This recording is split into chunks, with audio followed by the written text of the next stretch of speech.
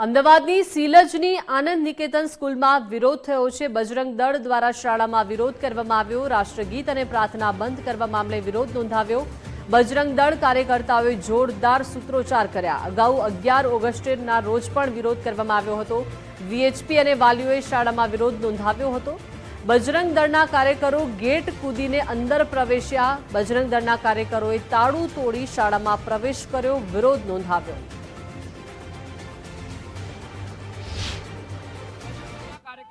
અમદાવાદના સિલજ વિસ્તારની આનંદ નિકેતન સ્કૂલમાં વિરોધ નોંધાવ્યો છે।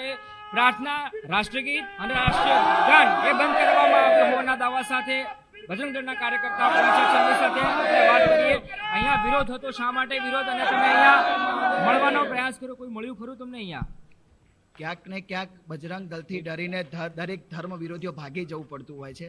શાળાને પણ બજરંગના ડરથી લોક મારી દેવી પડી હતી અને ચુસ્ત આનંદ નિકેતન સ્કૂલવાળા ડરીને પોલીસને આગળ કરી છે અને એ લોકો ભાગી ગયા છે। તમારો શું કાર્યક્રમ હતો અને હવે અહીંયા તમે મળવા આવ્યા છો, તમારું શું માંગ છે?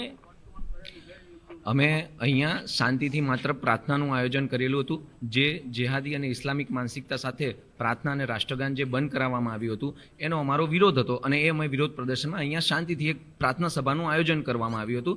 અને શરૂઆતમાં જોયું તો શાળામાં ગેટ પણ બંધ કરી દેવામાં આવ્યા હતા। અમે શાંતિથી એ ગેટ ઓળંગીને બજરંગ દળના તમામ સભ્યો અમે અહીંયા શાંતિથી પ્રાર્થના સભાનું અત્યારે આયોજન કરી રહ્યા છીએ।